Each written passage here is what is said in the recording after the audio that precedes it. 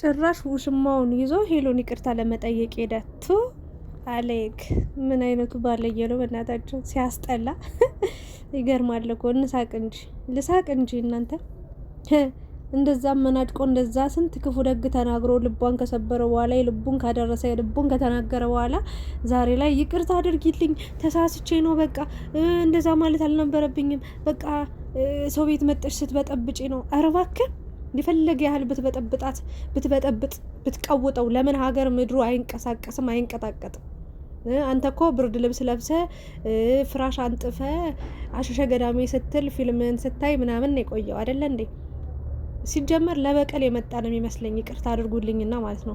በዚህ ዘመን እንደው የእውነቴን ልንገራችሁ፣ በተለይ ሴቶች በሰው በቃ በዚህን ያህል ደረጃ አትተማመኑ፣ አትደገፉ። እግዚአብሔርን ፈጣሪያችሁን የፈጠራችሁን አምላክ ብቻ ተደገፉ።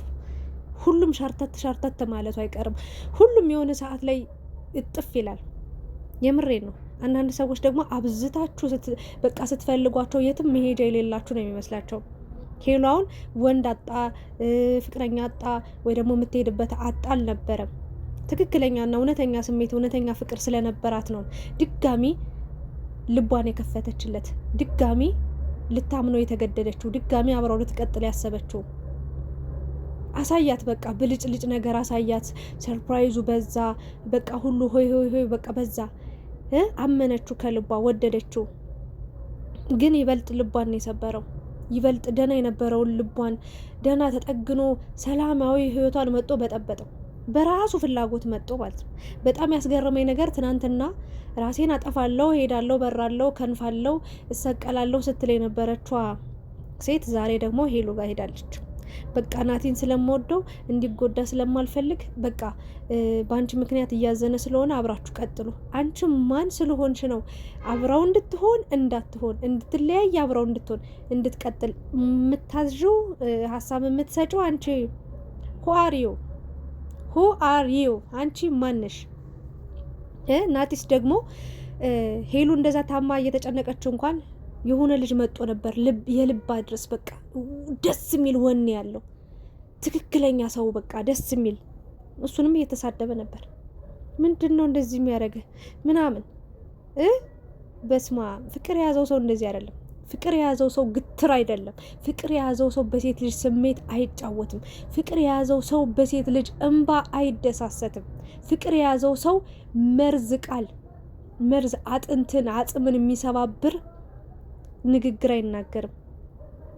ትክክለኛ በልብ ውስጥ ቦታ ቢኖራት ወይ ደግሞ ልብ ውስጥ ትክክለኛ ፍቅር፣ ትክክለኛ ቦታ፣ ትክክለኛ መውደድ ቢኖረው ኑሮ አንደኛ ትላንት ዛሬ ለሚያውቃት ሴት ሄሉን ውጭልኝ እንዳላይሽ ሽማግሌ የተባለው ውሸት ነው፣ አላቅሽም፣ በቃ አልፈልግሽም፣ ህይወቴ ላይ ውጪ፣ በቃ እንዳትደርሽብኝ፣ እንዳትነኪም ብሎ እንደዛ ራሷን ስታ እስክትወድቅ መርዝ ንግግሩን ከተናገረ የልቡን ካደረሰ በኋላ ዛሬ ላይ ለይቅርታ አበባ ይዞ መጣ። 10 ብር 20 ብር የሚሸጥ አበባ ይዞ መጥቶ አበባ ጀግና ናት ሄሉ። ግን ህይወት ጥንካሬና ያስተማረችኝ አለች። አበባውን ብትንትና አረጋ ጣለችው። ደሞችኛዋ ሴት የሆነ ስታስጠላ ከየት ነው የመጣችሁ? በእናታችሁ መጀመሪያ ካዘነች ታዲያ በሴት ልጅ ስሜት እንዴ! እሺ እኔ ራስ ወዳድ ፍቅር ራስ ወዳድ አይደለም። በነገራችን ላይ የምሬን ነው የምላችሁ፣ ፍቅር ራስ ወዳድ አይደለም። የራሳችሁን ነገር ትታችሁ የሰው ደስታ በቃ ሰው በእናንተ ሲያዝን ሳይሆን ሲደሰት ነው ማየት የምትፈልጉት። ፍቅር ትክክለኛ ፍቅር የያዘው ሰው በጣም የዋህ ነው የሚሆነው። በጣም ጸባይተኛ ነው የሚሆነው። በጣም ለስለስ ያለ ሰው ነው የሚሆነው። በጣም ትሁት ታዛዥ ነው የሚሆነው። ከአንደበቱ የሚወጡ ቃላቶችን በጣም መርጦ ነው የሚናገረው። አይደለ እንዴ? አንቺ ግን ራስ ወዳድ ሆነሽ ጭራሽ ብርድ ልብስ አልብሰሽው ሆጣ ልብሰሽው በቃ የሆነ አልጋው አልበቃችሁ አለመሰለኝ መሬት ላይ ወርዳችሁ ፍራሽ አንጥፋችሁ ብዙ ነገሮችን ስታደርጉ ነበር። ምንም አላደረግንም። ኧረ እናታ ተቃቅፋችሁ እዛ ምን እያረጋችሁ ነው? ህፃን እያጫወታችሁ ነበረ ወይንስ ደግሞ ምን እየሰራችሁ ነበር? የማንን ጎፈር እያበጠራችሁ ነበረ? ይህን ያህል ሴት ልጅ ጅል ነች እንዴ? አንተ የፈለግከውን እስከተናገርክ ተናግረህ ዛሬ አበባ ይዘህ እየተንቀራፈፍክ መጣ። የምሬን ነው። አንድ ነገር ልንገራችሁ፣ በሰው አትደገፉ፣ በሰው አትመኩ፣ በሰው አትተማመኑ፣ ከሰው አትጠጉ፣ አትደገፉ። የሆነ ቀን ይጥላችኋል። ምርኩዝ አታድርጉ። እግዚአብሔርን ብቻ ምርኩዝ አድርጉ። እግዚአብሔርን ብቻ ተከተሉ። እግዚአብሔርን ብቻ ተማመኑ። በቃ እስከ መጨረሻው አይተወኝም፣ አይጥለኝም፣ ባጣም ባገኝም፣ ብጸዳም ብቆሽሽም፣ አካሌ ቢጎርልም፣ ጤና ባጣም ቢኖረኝም እግዚአብሔር አይተወኝም ብላችሁ በእግዚአብሔር ብቻ ተደገፉ። ሰው እንደሆነ በናቲ ልክ ያከበርነው ሰው፣ በናቲ ልክ የተቀበልነው ሰው፣ በናቲ ልክ የወደድነው ሰው፣ በናቲ ልክ ለሄሉ ፍቅርና ክብር ያሳያት ወንድ የለም። በናቲ ያልተማመነበት ወንድ፣ ናቲ በመመለሱ ደስተኛ ያልሆነ ሰው አልነበረም። ሁላችንም ደስተኛ ነበርን። ምክንያቱም ከዚህ በፊት የነበራቸውን ናቲ አይታወቅም። ከዛ በፊት በነገራችን ላይ ሄሉን አፈቀርኩ ብሎ መጣ፣ በቃ ወጣ ወረደ፣ ብዙ ታሪኮች ተፈጠሩ። እንደምንም ብላ ሄሉ ተቀበለችው፣ አብረው ቀጠሉ። ብዙ ደስ የሚሉ ጊዜያቶችን አሳለፉ። እሱም የራሱን ሄደ፣ እሷም እዚህ ነበረች። እንግዲህ እንደ አዲስ ደግሞ ተመልሶ መጥቶ ከሌላ ወንድ ጋር ሆና ነበር ካስታወሳችሁ ይመስለኛል። ያ ነገር አበሳጭቶት አስቆጭቶት የሆነ እኔን ትታ እንዴት እኔን እንደዚህ ምናምን ብሎ የሆነ ለበቀል የመጣ ነው የሚመስለኝ እንጂ በዚህ ልክ እንዲህ አስቀያሚ ቃል ሊናገራት አይገባም ነበር። እና ትልቅ መልእክት ማስተላለፍ የምፈልገው የፈለገ ነገር ብትናደዱ፣ የፈለገ ነገር ብትጨሱ፣ ብትተኑ፣ ብትንተከተኩ አስቀያሚ ቃል ከመናገር አንደበታችሁን ቆጥቡ። እግዚአብሔርም አብዝቶ የሚጣለው መጥፎ ስድብ፣ መጥፎ ንግግር፣ መጥፎ ነገር ነው። አንደበትን ሰብሰብ አድርጉ። በቃ ይቅርታ፣ ተረጋይ። በቃ አሁን በጣም ስሜታዊ ሆነሻል፣ ማውራት አንችልም፣ ባስረዳሽም ልትረጅኝ ስለማትች፣ ግን ምንም የተፈጠረ ነገር የለም። በቃ ስሜታዊ ሳትሆኝ ስትረጋጊ ማውራት እንቻላለን። ግን ይሄ ሁሉ ነገር በቃ ለጥፋቴ ይቅርታ አድርጊልኝ ብሎ መመለስ ሲችል ወይም ይዟት መውጣት ሲችል ልጅቷን እያቀፈ ሄሉን ምንም ቦታ እንደሌለው፣ ምንም እንደማያፈቅራት፣ እንደማይወዳት ሽማግሌ ያለው ሁሉ ውሸት እንደሆነ እያስመሰለ ነበረ፣ እየነገራት ነበር። ታዲያ ከዚህ በላይ እች ልጅ እንዴት ትሆን ታዲያ? ከዚህ በላይ ምን አይነት ንግግር ቢናገር፣ ምን አይነት ያ ሁሉ ለተናገራት ቃላት፣ ያ ሁሉ በቃ የሆነ ነገር ላረጋት ነገር ማለት ነው። ምን አይነት መካሻ ቃል ሊኖር ይችላል? ምን አይነት ይሄ አበባ አይሆንም። ሄሉ ጀግና ሆናለች። አሁን ጠንካራ ሆናለች። አንዳንዴ ችግር በህይወታችሁ ደጋግሞ ፈተና ሲመጣ በጣም በተደጋጋሚ ብዙ ነገሮች ሲያጋጥሟችሁ እያጠነከራችሁ እየበረታችሁ ችግር ብርቃችሁ አይሆንም። ምንም በቃ ድንድን ነው የምትሉት። እና ሄሉ ጋር ያየሁት ነገር በቃ ነው ያለችው። አለቀ፣ አልፈልግም፣ ከፈለግሽ ውሰጂው ነው ያለቻት። እቺ ደግሞ ለተንኮል ይመስለኛል ከሄሉ ጋር ሆኖ እያስመሰለ ለተወሰነ ጊዜ እሷ ጋርም እየተደበቀ እንዲሄድ ነው መሰለኝ የፈለገችው እንጂ በምንም ተአምር የእውነት አፍቅራው ቢሆን ኖሮ በጣም ብዙ ሺህ ጊዜ ነው የምትለምነው። እሷ ጋር መጣም አልመጣም፣ ይረዳትም አይረዳትም ብዙ ቀን ትለምነው ነበር። ግን ባንዴ በቃ እንዴት ነው ንፋስ ጉንፋን ነው እንደያዘሽ። ጉንፋን ለነገሩ 2 ሳምንት ምናምን ይቆያል። በአንድ ቀን የሚወጣ ፍቅር እንደዛ ስታስመሲ ስታለቅሺ፣ እንደዛ ህይወቴን አበላሸው፣ ጎዳኝ፣ ሰበርከኝ፣ ሰነጠቅከኝ ስትይ የነበረው እንዲህ በአንድ ቀን በቃ ውሰዱ ብለሽ ለሌላ ሰው ለምትሰጪው ወንድ ነው? ወይም ደግሞ እስከዚህ ድረስ ነው ፍቅርሽ ለአንቺ?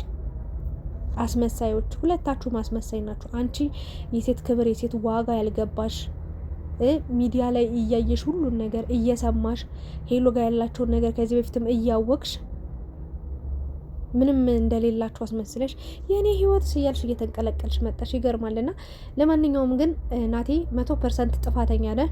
ጥፋተኛ የሆንክበት ምክንያት እሷ ጋር መሄድህ ምናምን ነገር አይደለም። ንግግሮች በጣም ይሰብራሉ። አንደኛ ሄሉን ሁሉን ነገር ውሸት እንደሆነ ተናግራል። ሁለተኛ ገፍትራታል። ሶስተኛ ነገር እንደማትፈልጋት ተናግራል። እሷን እችኛዋን እንደምትፈልግ ነበር ስትናገር የነበረው። ታዲያ ምን አደረኩሽ ምናምን ስትል ደግሞ ትንሽ አታፍርም እንዴ? ትንሽ እንኳን ያኔ የሆነ ቃላት ሄዳ መርዝ እንደሆነች አጥንት እንደምትሰብር ንግግር ቀድመ ብታቅ ብትለይ የተሻለ ነበር። መጥፎ ሰው ላትሆን ትችላለህ። አይ ነው ለሄሉ መጥፎ ነገር እንደማታስብ ይገባኛል፣ እረዳለሁ። ምክንያቱም ፍቅር ባይኖርብህ በእርግጥ በዚህን ያህል ደረጃ እኔ እንጃ አላቅም ትመጣለህ ብዬ ሄሉን ድጋሚ ልቧን እንድትከፍት ታደርጋለህ ብዬ አላስብም። ግን መጥፎ ንግግር ዋጋ አስከፍሏል። ሄሉ ደግሞ ታያለ ካንተ በላይ ማለት ነው መጨከን ትችልበታለች፣ ካንተ በላይ መቁረጥ ትችልበታለች፣ ካንተ በላይ ንግግር ትችላለች፣ ካንተ በላይ ብዙ ነገር ማድረግ ትችላለች። ዞሮ ዞሮ ግን ትናንት ለተናገርካት ንግግር ዋጋ ትከፍላለህ። ታማ ነበር በነገራችን ላይ። አንዳንዴ እግዚአብሔርን ይሄ ልጅ እኮ ማለት ነው በጣም የገረመኝ ፓርት ደግሞ ማረሰው ማለት ነው ከህመምሽ አዳንኩሽ እንጂ ምን አደረግኩሽ ምናምን። አንተ ፈጣሪ ነህ እንዴ? እግዚአብሔር ነህ? ከህመማ የምታድናት አንተ ማን ነህ?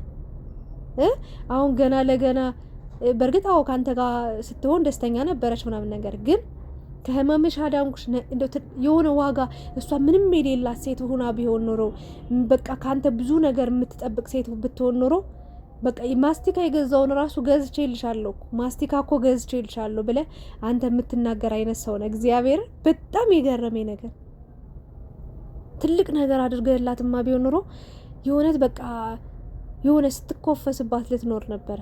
ለፍቅር የተከፈለ ዋጋ ደግሞ ለፍቅር ተብሎ የተደረገ ነገር ደግሞ እንዲያርጌልሻለሁ እንዲሆኝልሻለሁ ይባላል እንዴ?